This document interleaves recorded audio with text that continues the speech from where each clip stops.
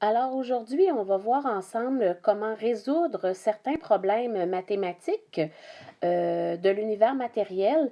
Donc, on a vu en classe ensemble qu'est-ce que c'était la masse volumique, la solubilité, la concentration, la dilution. Alors aujourd'hui, on va se faire un petit rappel au niveau de la résolution des problèmes. Premier problème que je vous propose, c'est un problème sur la masse volumique. Donc, quand je regarde un problème mathématique à résoudre, la première chose que je fais, c'est de le lire une première fois, puis ensuite d'en dégager les données. Finalement, je vais résoudre le problème pour arriver à la réponse finale. Alors, mon problème dit ceci. Un échantillon d'or est pesé à l'aide d'une balance. Sa masse est de 69,48 grammes. Si la masse volumique de l'or est de 19,3 grammes par centimètre cube, quel est le volume de cet échantillon d'or? Alors, à ma première lecture, j'ai vu que j'avais différentes données à l'intérieur. Alors, si je refais ma lecture rapidement, je vois à la deuxième ligne, à la deuxième phrase, que j'ai une masse de 69,8 grammes. J'aime bien les mettre en évidence. Vous pouvez faire la même chose aussi, souligner dans votre problème qu'est-ce qui est une donnée. Et si je continue ma lecture, je vois aussi qu'on me donne la masse volumique de l'or. Donc, je vais la souligner également. Qu'est-ce qui me permet de dire que c'est une masse? Qu'est-ce qui me permet de dire que c'est une masse volumique? Bien, premièrement, les termes employés au niveau du problème. Donc, on voit ici le mot masse, on voit ici le mot masse volumique, mais aussi les unités employées. Donc, quand on parle d'une masse, on va utiliser des grammes. Quand on va parler d'une masse volumique, on va utiliser des grammes par centimètre cube ou des grammes par millilitre si on parle d'un liquide ou d'un gaz. Alors, une fois que j'ai fait ça, ben, je suis prête, une fois que mes données sont en évidence, je suis prête à faire ma liste de données. Donc, dans ma liste de données, la première donnée que j'aurais, ça serait une masse. Et ici, ma masse, elle est de 69,48 grammes. Je l'écris. Deuxième donnée que j'avais, c'était la masse volumique. La masse volumique, c'est représenté par la lettre grecque ρ et elle est égale ici dans mon problème à 19,3 grammes par centimètre cube. Et j'aime bien écrire la variable que je cherche avec un point d'interrogation. Ici, c'est le volume, alors que je vais chercher. Et ici, mon volume sera en centimètres cubes puisqu'on parle d'une substance solide. Une fois que mes données sont écrites, je réfléchis à savoir s'il y a une formule qui lierait toutes ces données-là ensemble. Dans le cas de la masse volumique, il y en a une. La formule, c'est ρ, qui représente la masse volumique, est égale à m divisé par v. Alors, dans cette formule-là, une fois que je l'ai bien écrite, bien identifiée, je vais substituer mes variables par les valeurs numériques que je connais. Alors, ρ, la masse volumique, je la connais. C'est 19,3 grammes pour 1 centimètre cube. Je vais l'écrire comme ça en dessous le centimètre cube. Ça va faciliter mon interprétation du problème. Et ça, c'est égal à quoi? C'est égal à la masse que je connais également, qui est de 69,48 grammes, divisé par le volume que je ne connais pas, que je vais chercher. Je vais isoler la variable. Ce que j'aimerais porter à votre attention, une fois que j'ai bien écrit, si vous regardez dans la partie du haut, de chaque côté de l'égalité, il y a la même unité. J'ai des grammes des deux côtés.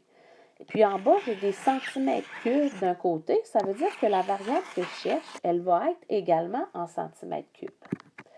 Alors, une fois que c'est fait, je vais chercher ma variable. Donc, je vais l'isoler. Pour isoler ma variable, je vais faire, si vous regardez, j'ai 4 données. J'en ai une inconnue et 3 connues. Donc, je vais faire un produit croisé. Donc, 1 fois 69,48 divisé par 19,3. Alors, si je l'écris, mon volume, ça va être égal à 1 fois 69,48 divisé par 19,3. Et ceci, ça va vous donner un volume de 3,6. Et dans ma réponse finale, je vais mettre mon unité. Alors, ma réponse finale, c'est un volume qui est égal à 3,6 cm3. Mettez bien votre réponse en évidence. Moi, j'aime bien l'encadrer ou la mettre en fluo. Alors, disons qu'ici, je l'encadre pour les besoins de la cause. Et votre problème, il est complet. Donc, à chaque résolution de problème, je vais lire mon énoncé, souligner mes données à l'intérieur, faire ma liste de données, trouver ma formule quand il y en a une qui s'applique.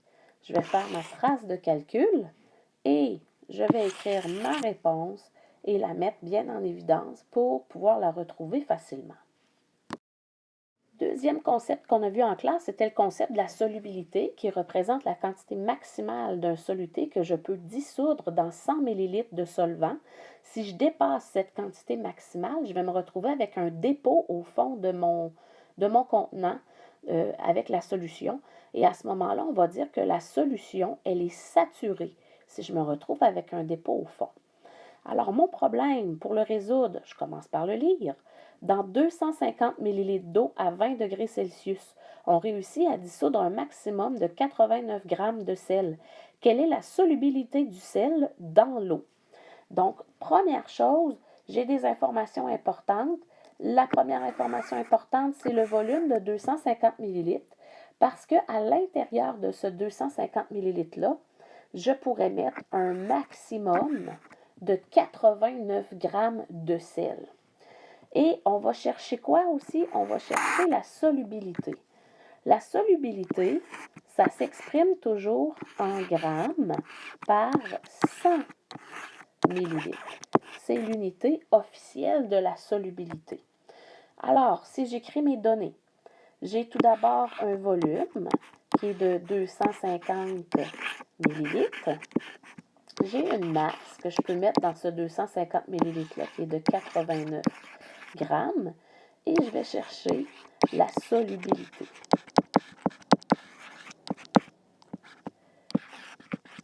Alors, comme la solubilité, ça s'exprime en grammes par 100 ml, ben, je voudrais savoir combien de grammes par 100 ml je pourrais mettre à l'intérieur d'eau pour le sel. Ce que je sais, c'est que dans 250 ml, je peux en mettre un maximum de 89 grammes. Quand je résous un problème de solubilité, il n'y a pas de formule particulière. C'est vraiment un produit croisé que je vais utiliser. Alors, si je reprends mes données, je peux mettre 89 grammes de sel dans 250 ml d'eau. Ben, moi, ce que je veux savoir, c'est combien de grammes de sel je pourrais mettre dans 100 ml d'eau. Parce que je recherche la solubilité et que la solubilité, ça s'exprime en grammes par 100 ml. Alors, quand je vais résoudre mon problème, je vais faire tout simplement mon produit croisé. 100 fois 89 divisé par 250. Alors, ma variable x, la quantité que je cherche, elle est égale à 89 fois 100 divisé par 250. Et je vais trouver que la quantité de sel sera de 35,6. Ce seront des grammes que j'aurai ici, parce que je cherchais des grammes ici. J'ai les mêmes unités en haut de l'égalité. Pour donner ma réponse ici, bien, on cherche une solubilité. Donc, une solubilité, ça doit être exprimé en grammes par 100 ml. Donc, dans ma réponse, ici, j'écrirai réponse.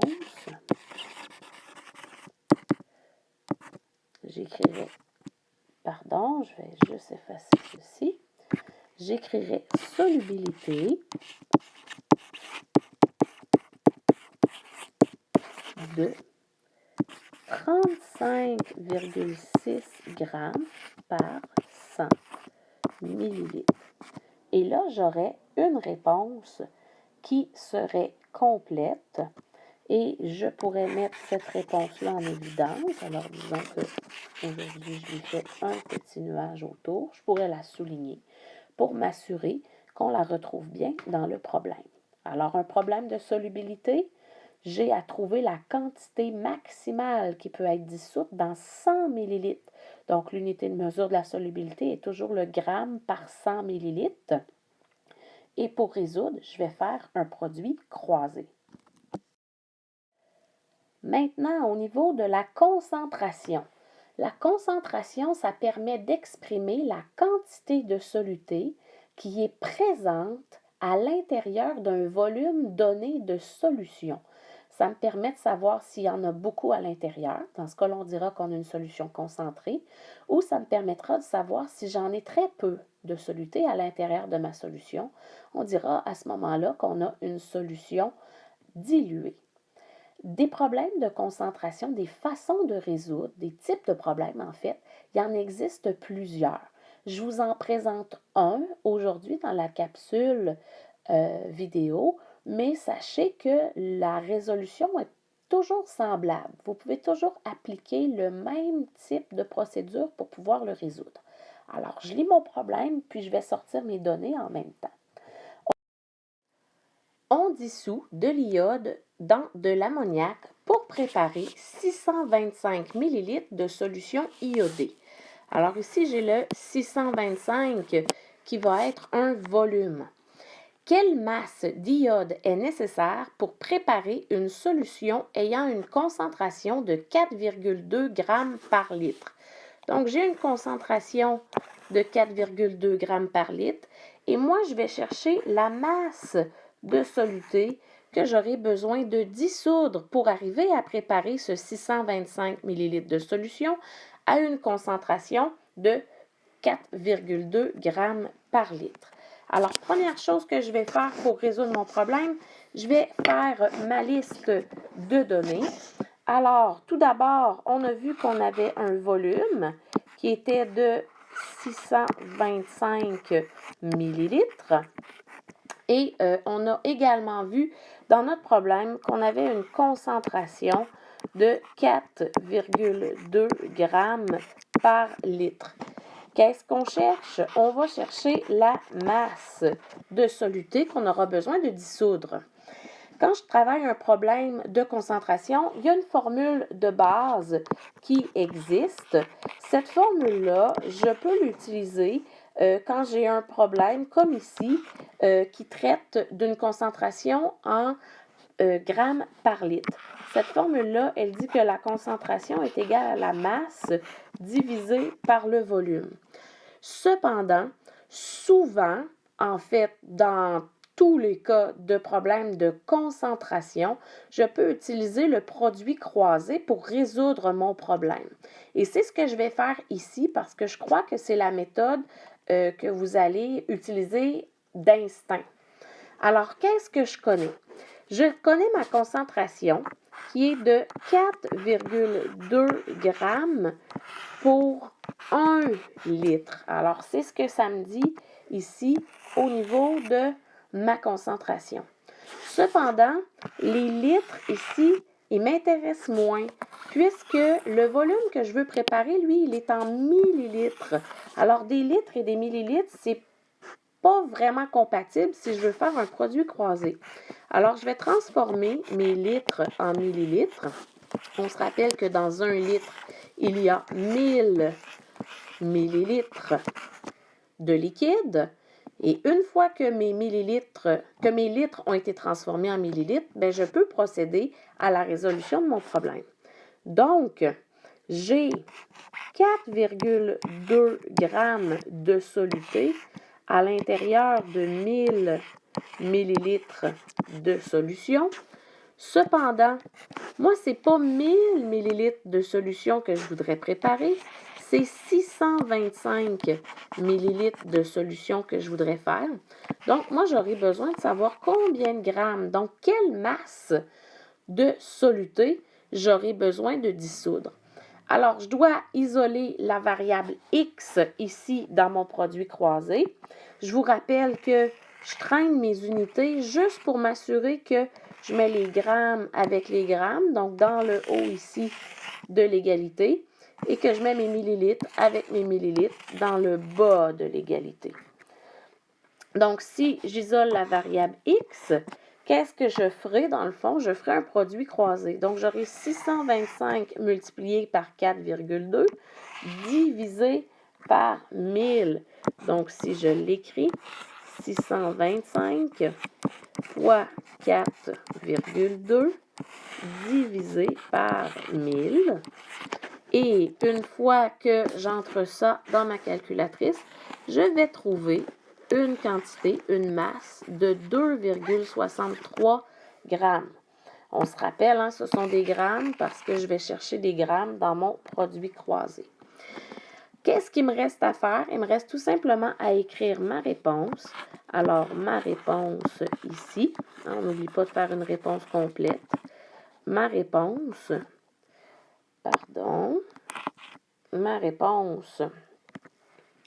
me donnera une masse qui est égale à 2,63 grammes d'iode que je devrai dissoudre à l'intérieur de mon ammoniac pour former ma solution. Donc, voilà pour la résolution d'un problème de concentration. La dilution. La dilution, c'est un procédé de transformation physique qui me permet de changer la concentration d'une solution déjà existante, donc d'une solution, d'un mélange homogène liquide déjà existant, en ajoutant du solvant à l'intérieur. Donc, la quantité de soluté dans ma solution, elle ne va pas changer, elle va toujours demeurer la même. Ce qui va changer, c'est le volume total de la solution. Donc, comme j'ajoute du solvant, mon volume total sera augmenté. Donc, dans une dilution, le volume initial est toujours plus petit que le volume final et ma concentration, elle va faire quoi? Comme j'ajoute pas de soluté, la concentration, après une dilution, elle va être diminuée. Alors, si je lis mon problème, puis que je sors mes données, puis que je passe à la résolution, voici ce que ça donne. Un pharmacien doit préparer 250 ml de sirop dont la concentration est de 3,5 masse-volume à partir d'un concentré dont la concentration est de 20 masse-volume. Quelle quantité de concentré doit employer le pharmacien pour préparer son sirop? Donc, plein de chiffres. J'ai 3 chiffres là-dedans. Donc, j'ai un premier chiffre ici qui est de 250 ml, c'est un volume. Donc, je veux préparer 250 ml. C'est ce que je veux obtenir à la fin. Et ce sirop-là que je veux obtenir à la fin, il devra avoir une concentration de 3,5 masse-volume. Pour préparer mon sirop, je vais employer un autre sirop qui, lui, est concentré à 20 masse-volume. Donc, je devrais prendre une petite partie de ce sirop-là à 20 masse-volume, ajouter de l'eau à l'intérieur pour réussir à obtenir une concentration de 3,5 et obtenir un volume de 250 ml. Donc, avant de commencer puis d'écrire mes données, je voudrais juste faire un petit rappel. D'accord? Alors, dans une dilution, j'ai toujours le volume initial, donc le volume de solution que j'ai au départ, il est toujours plus petit que le volume de solution que j'aurai à la fin. Toujours, toujours, toujours, toujours. C'est normal, j'ajoute du solvant quand je fais une dilution. Puis qu'est-ce qui est important aussi, qu'est-ce que je dois me rappeler? C'est que dans une dilution, la concentration de la solution que j'ai utilisée au départ, elle va toujours être plus grande que la concentration de la solution que j'obtiens à la fin, après la dilution. Et ça aussi, c'est bien normal, puisque je vais ajouter du solvant, donc la concentration, elle va diminuer. Une fois que je me suis rappelé ceci, et que je regarde les chiffres que j'ai soulignés dans mon problème, bien, je suis capable de me faire une liste de données, puis d'utiliser ma formule. On se rappelle que pour résoudre un problème de dilution, on va employer une loi mathématique qui s'appelle la loi des concentrations. La loi des concentrations, elle dit que la concentration initiale de la solution multipliée par le volume initial de la solution va être égale à la concentration finale de la solution une fois que j'ai ajouté du solvant, multipliée par le volume final de la solution une fois que j'ai ajouté du solvant aussi. Alors, j'ai 4 données. Donc, dans ma liste de données, j'aurai 4 données à identifier. Et il y aura, bien entendu, une de ces données-là qui va être à trouver, à isoler.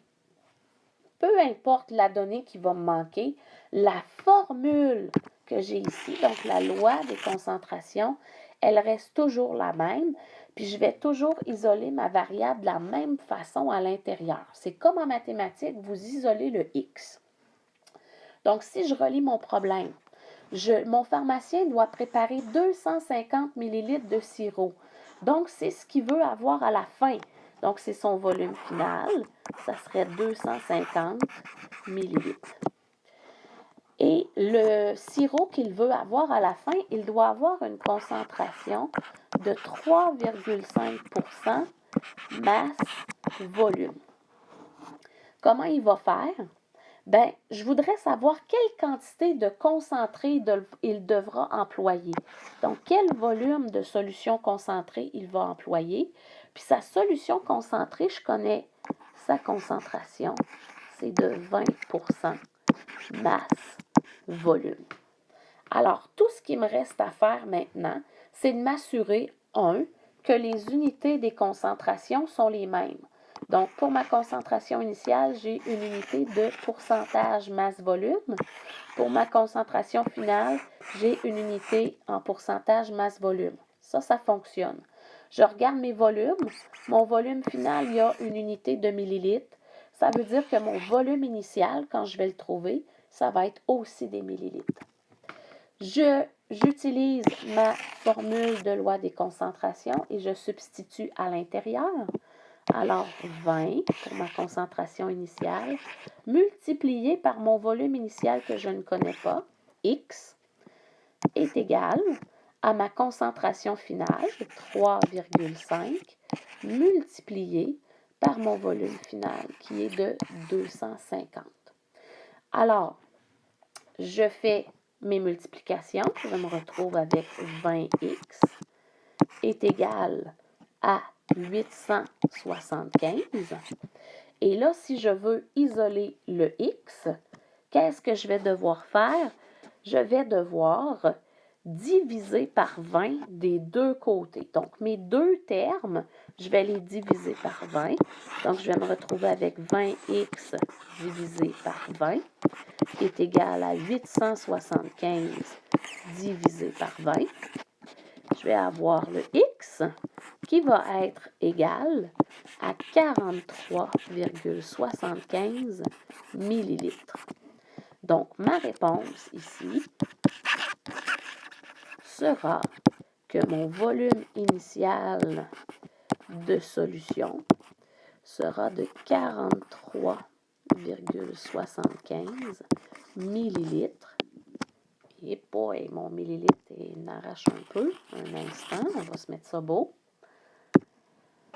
Alors, mon volume initial est de 43,75 millilitres. Qu'est-ce que ça veut dire? Ça veut dire que mon pharmacien, pour faire son sirop, son 250 millilitres de sirop, il devra mesurer 43,75 millilitres de sirop concentré à 20%. Et il va ajouter de l'eau ensuite de ça jusqu'à temps qu'il atteigne un 250 millilitres de volume, ce qui lui donnera un sirop qui va être concentré à 3,5% masse volume. Alors voilà, Ça fait le tour de la résolution des problèmes pour l'univers matériel.